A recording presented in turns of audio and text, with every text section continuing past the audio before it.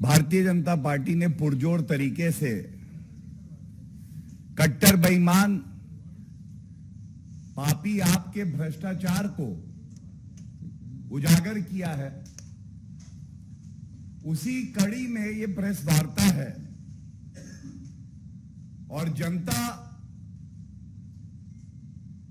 के सवाल, जनता की आवाज बनकर भारतीय जनता पार्टी इस मंच से आज फिर से कुछ तथ्य उजागर करेगी और कुछ सवाल पूछेगी। हम सबने देखा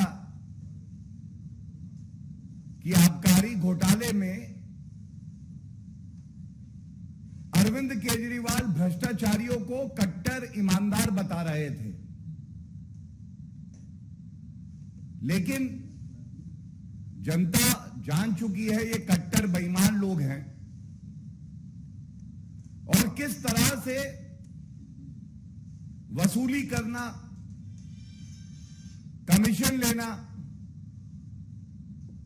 जो शराब के ठेकेदार हैं वो ही पापी आपकी सरकार को चला रहे हैं और उनकी कठपुतली अरविंद केजरीवाल बन चुके हैं। ये हमने देखा। एक बेहद ही परेशान करने वाला तथ्य अब सामने आया है। ये कट्टर बेईमान महापापी हैं अरविंद केजरीवाल। पाप करे, भ्रष्टाचार करे अरविंद केजरीवाल और उनकी सरकार। एक्यूज नंबर 1 मनीष सिसोदिया, तमाम आम आदमी पार्टी के नेता। और दुख की बात है ये, राजकीय कोष से जो जनता की गाड़ी कमाई से धन आता है उसका इस्तेमाल स्वास्थ्य चिकित्सा बेहतर करने के लिए, बच्चों की पढ़ाई कैसे बेहतर हो इसके लिए नहीं किया जा रहा है। मैं जो आंकड़े आपके समक्ष रखूंगा, भ्रष्टाचारी पापियों को बचाने के लिए कोई छोटा मोटा खर्चा नहीं, 25 करोड़ रुपए, 25 करोड़ रुपए ये भ्रष्टाचारी पापी सरकार लीगल फीस के तौर पर दे रही है। ये सब जानते हैं अरविंद केजरीवाल जी को जनता का रुपया उड़ाने की बड़ी आदत है। कभी अपना महिमा मंडन करते हैं, करोड़ों करोड़ों रुपए विज्ञापन में दे देते हैं। विज्ञापन जीवी जो हैं,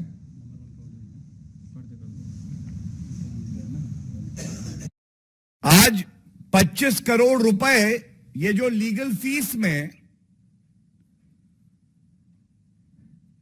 जो आरोपी हैं, भ्रष्टाचारी हैं, क्यों नहीं जनता ये पूछेगी अरविंद केजरीवाल जी, सरकार ये रुपया क्यों खर्च कर रही है भ्रष्टाचारियों को बचाने के लिए? आपकी पार्टी के नेता हैं, भ्रष्टाचार किया तो ये तो पार्टी खर्चा उठाए।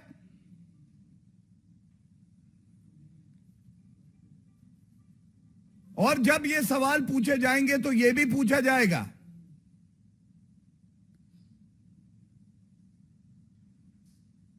कि अगर आप 25 करोड़ रुपए जो अभियुक्त हैं, भ्रष्टाचारी हैं, आपके नेता हैं, उनके लिए खर्च कर रहे हैं, तो मैं आपको 3 ऐसे तथ्य देता हूं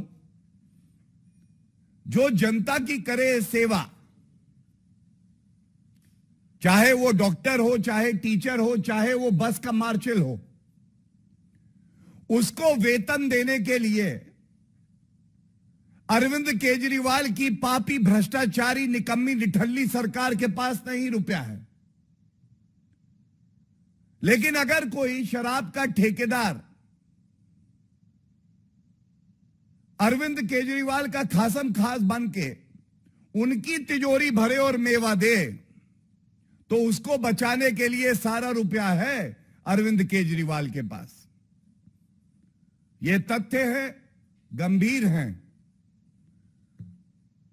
4500 होमगार्ड डीटीसी बसेस में मार्शल की भूमिका निभाते हैं, वहां कार्य करते हैं, मेहनत से जनता की सेवा करते हैं। 3 महीने से उनका वेतन उनको नहीं मिला। संदेश अरविंद केजरीवाल का स्पष्ट है, जनता की सेवा करोगे, वेतन नहीं पाओगे। ईमानदारी से करोगे, सरकार में तुम्हारे लिए कोई जगह नहीं है। भ्रष्टाचार करोगे, मेरी तिजोरी भरोगे काले धन से, जनता का रुपया, सरकार का रुपया तुम्हें छुड़ाने के लिए भी लगाना पड़े तो क्या दिक्कत है। दूसरा, मोहल्ला क्लिनिक, मोहल्ला क्लिनिक बार बार कहते हैं। ये तथ्य भी सामने आए हैं कि जो डॉक्टर और स्टाफ है मोहल्ला क्लिनिक में, जो इनकी संवैधानिक जिम्मेदारी है कि उनको वेतन और सुविधाएं मिलनी चाहिए, वो मिले, उनकी सैलरी भी इन्होंने नहीं दी। इतने बड़े पापी हैं ये। और 12 ऐसे कॉलेजेस हैं जो पूरी तरह से दिल्ली सरकार के अंडर आते हैं। यहां के टीचर्स की सैलरी भी उन्हें नहीं मिलती है। तो एक तरफ जो डीटीसी की बसेस में मार्शल हैं, मोहल्ला क्लिनिक के डॉक्टर हैं, और जो कॉलेजेस के टीचर हैं, इनकी सैलरी, इनका वेतन देने का रुपया अरविंद केजरीवाल के पास नहीं है। लेकिन आबकारी घोटाले में जो पापी आपके नेता हैं, शिकंजा क्योंकि कस चुका है, जो जांच एजेंसी है उन्होंने भ्रष्टाचारियों का गला पकड़ लिया है, तो उनको बचाने के लिए 25 करोड़ रुपए जो विधिक फीस है वो अरविंद केजरीवाल सरकारी कोष से दे रहे हैं। ये एक बड़ा ही महत्वपूर्ण सवाल है जो हम यहां से पूछ रहे हैं और तब तक पूछते रहेंगे जब तक अरविंद केजरीवाल को शर्म ना आ जाए और जैसे विज्ञापन जीवी बनकर उन्होंने सरकारी कोष से दिल्ली को छोड़कर और प्रदेशों में भी विज्ञापन दिया था, और उसके बाद तमाम ऐसी कॉम्पिटेंट अथॉरिटी हैं जिन्होंने कहा कि इस रुपए की वसूली आम आदमी पार्टी और अरविंद केजरीवाल से होनी चाहिए, वैसे ही जनता का एक भाव है, ये मत है। एक मंत्री जो भ्रष्टाचारी प्रथम दृष्टया है, जिसपे संगीन अपराध का आरोप है, उसको तो आपको बर्खास्त कर देना चाहिए था, बल्कि आप जनता का रुपया उसको बचाने के लिए खर्च कर रहे हैं। इससे ज्यादा शर्मसार करने वाला कृत्य का क्या होगा।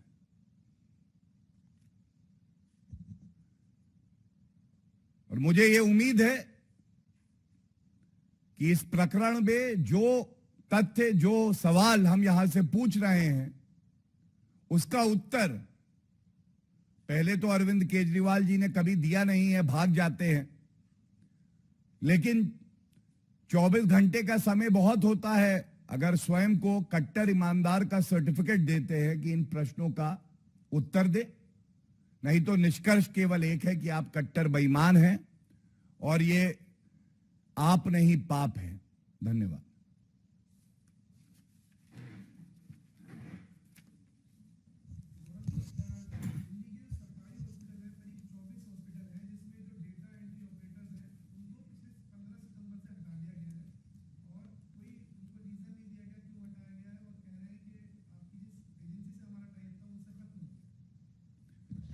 आप हमारे संज्ञान में लाए, धन्यवाद।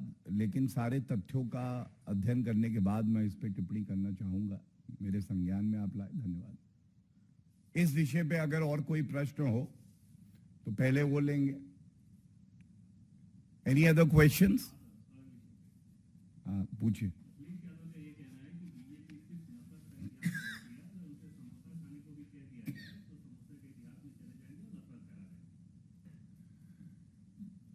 देखिए, केवल इतना ही कहूंगा, किसी पार्टी के अध्यक्ष बन जाने से जो पद की गरिमा और जिम्मेदारी होती है ना, यह जरूरी नहीं है कि उसका एहसास हो। उनका कुछ दिन पहले का वक्तव्य है कि वर्दी पर सवाल उठाते हैं और कहते हैं कि मेरी चाय में जहर मिला देंगे। अखिलेश यादव जी ये भूल जाते हैं वही वर्दी है जो उनकी सुरक्षा करती है, और ये वही अखिलेश यादव जी हैं जब आतंकवादी संगठन अलकायदा का एक टेरर मॉड्यूल बस्ट हुआ था, पकड़ा गया था आरोपी, तो इन्होंने चुनाव से पहले कहा था मुझे पुलिस पर, वर्दी पर भरोसा नहीं है। सबसे ज्यादा नफरत अगर किसी ने फैलाई है तो वो समाजवादी पार्टी खुद है। उनका मैनिफेस्टो उठाइएगा। तुष्टीकरण की राजनीति करने में वो इतने आगे निकल गए कि अपने चुनावी घोषणा पत्र में कहते हैं कि मुस्लिम आतंकवादियों को झूठे मुकदमे में फंसाया जा रहा है और वो मुकदमे हम वापस लेंगे। मैं समझता हूं अखिलेश यादव जी को संविधान फिर से पढ़ना चाहिए, वही संविधान जिसकी शपथ उन्होंने ली है, और तब वो जानेंगे कि यह देश नरेंद्र मोदी जी के नेतृत्व में विकास की बात कर रहा है। भारत विश्व पटल पर अग्रणी भूमिका निभा रहा है, और अखिलेश यादव केवल नफरत फैलाने में लगे हैं।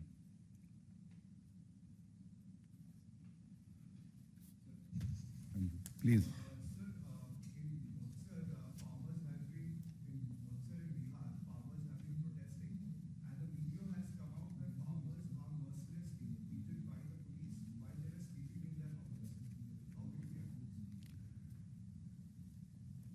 दुख की बात है कि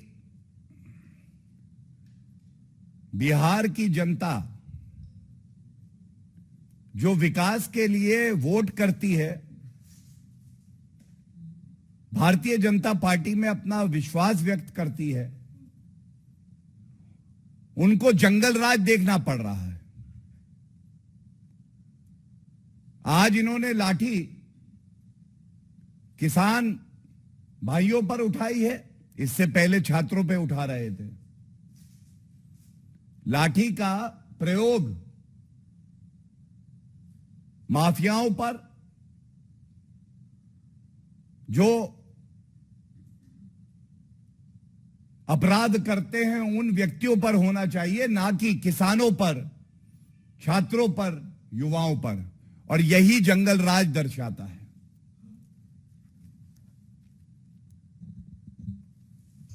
थैंक यू।